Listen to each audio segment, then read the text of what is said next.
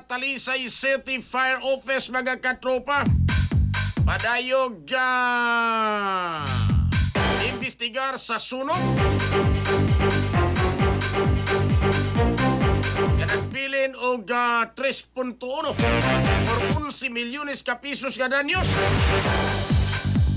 Detalye sa report sa Aeronato kini pinagi sa pagpamati ni katropang Justin Loyungco. Live report.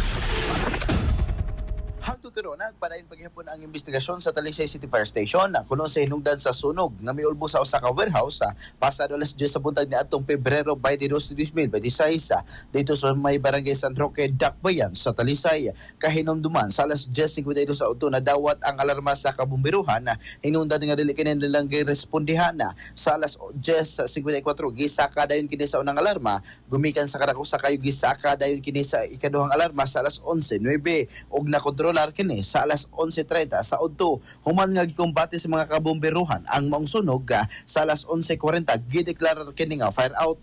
Ang nasunog usa ka ZGP Equipment Corporation di nagbilin kini og 11 milyones sa 250,000 pesos nga balor sa danyos.